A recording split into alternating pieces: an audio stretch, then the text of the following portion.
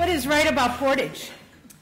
Just take a look around. Look around, feel the energy. Look at all of you here today sharing your stories with each other, networking, and coming to hear about all of the wonderful things that we have accomplished in this last year and certainly in the last 4 years. I sincerely appreciate your presence here today, and it's an honor to be with you today to share our story of progress and the continued commitment to protecting, improving, and serving our Portage. I'd like to thank the Chamber of Commerce and Terry Hufford for your dedication and commitment to our city and your continued efforts to enhance our chamber. When you succeed, so does Portage. Since becoming your mayor, I've made it a goal to develop a positive relationship with the Chamber. I've been at the Chamber functions. I want to continue to send the message that Mayor Velazquez and the City of Portage are here to continue to create a business-friendly atmosphere. I feel I'm among friends. Having the opportunity to greet you and talk with you about the successes is just another positive aspect of our city. I want you to know that I understand that a strong chamber and business community is vital to our success as our Portage. I look forward to this day when we're able to reflect on and highlight all the great accomplishments we've achieved together. Certainly there is a lot of effort and a lot of, oh, okay, let's edit and take out this and put in this and have we covered everything? But it's certainly a great feeling when I can step back and look and say, wow, look at all we've done together.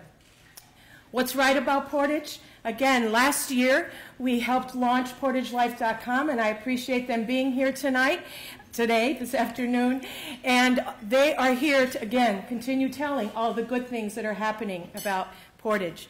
I also met with Bill Masterson, publisher of the Times, last year, and he said, Mayor, we're going to do something very similar. I said, I'm ready. Whatever we can do to tell more about the positive things that are happening in our city, I'm there. And just recently, the Times has launched PortageCommunity.com, again, telling all the great stories about your businesses, our community, and our schools. As we continue to work together for the greater good of Portage, our progress will inspire other partnerships and create opportunities for future success. As we begin the year 2011, I see our Portage moving forward. Yes, the economic recovery is slower than we had anticipated, but we have shown strength through perseverance and leadership. Our Portage community has stood together as a family and has made it through the turbulent waters. Anyone can give up. It's the easiest thing in the world to do. But to hold it together when everyone else would understand if you fell apart, that's true strength. Our Portage is strong and a proud community. When we cheer at our football games that we are Portage, and Councilman Sanity helps us with that, we're making a statement. Just as the football players who demonstrate that hard work, persistence, staying focused, and working as a team will bring success, so too have we, the people of Portage, demonstrated that very concept. We are moving forward and making it happen in our Portage. Yes, we are Portage. Our strength is in our people. I would like to publicly thank the leadership team and the city and utility employees for their hard work and dedicated efforts to make Portage a better community. On behalf of the citizens of Portage, I thank you and thank you for all you've done. Would you please stand, all the city employees and utility employees, and let's give them a round of applause.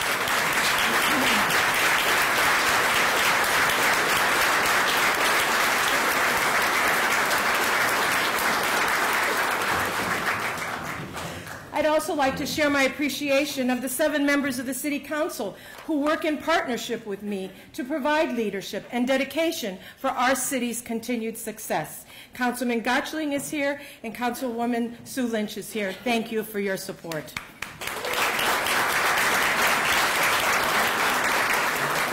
And I mentioned Councilman Sanity in our We Are. I'd also like to acknowledge and thank my husband, Julio, for his love and support, my life partner for 33 years. When I attended the football game in 1966 at Portage Trumbull Field as an 8th grade pep club member for the opposing team, little did I know that the home team Portage had an offensive lineman that I would fall in love with one day. Thank you, honey.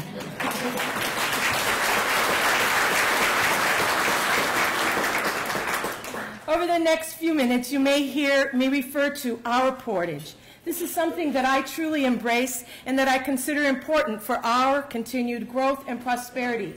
The fact is, it is our Portage, all of ours. We live here, we raise our families here, we work here and have helped build this city, maintain it, we serve it.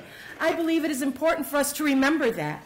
All of us, even though our history may not be as long as some of our neighbor cities, we do have a history that we can be proud of and a future that we can shape. It is important for all of us to take a moment to remember that it's our Portage, our home. It will change the way we go about our day. When you see a piece of trash in your neighborhood, pick it up. When a business is promoting a special event, support them, buy local. When you talk to a Portage police officer or fireman, thank them for their service. When your child's school needs help to volunteer, stand up and volunteer. Surprise your neighbor and shovel the sidewalk, as my neighbor did this past snowstorm. Let's show everyone that the third largest city in Northwest Indiana has that hometown spirit, and we're willing to protect our neighborhoods, protect our quality of life, invest in infrastructure, improve our opportunities, and continue to serve our residents and customers with quality services. This is our Portage. I most recently met a young man, Eric Smith, a Portage High School graduate who returned to teach here in Porter County. He previously had traveled around the world and worked in Kenya. There he reached out to street children and helped build the Simu House that provides care and a safer place for children. We sat and talked about our Portage and how to collectively organize all the support and services that are happening each and every day here. We talked about our Portage Youth Commission and our youth groups and schools, service organizations, faith groups, churches, the veterans organizations, senior services committee, government agencies, chamber of commerce, businesses, and our next door neighbors that truly care about our Portage. What became very clear to me in speaking with Eric was that we are willing to serve the community and do whatever it takes to protect, improve, and serve our Portage. I'm going to take a few minutes to talk with you today about POP. And I don't mean the liquid you drink. I mean P-O-P, protecting our Portage. I believe that the first responsibility of any city, any government, any mayor, is to protect the city and its citizens. And so I don't think I could deliver this State of the City address without first and foremost addressing Portage's declining crime. From the first day I was elected mayor, I made it my administration's priority to keep Portage safe and protect our Portage. Our continued commitment to keep Portage safe has resulted in a decrease in overall crime. The Portage Police Department is second to none. Through their diligence and concentration on prevention and community involvement, crime has steadily been decreasing over the last 3 years in our Portage. The recent newspaper headlines touted, overall crime is down 5%. The citizens and businesses are safer because of the dedication of the men and women of our police department.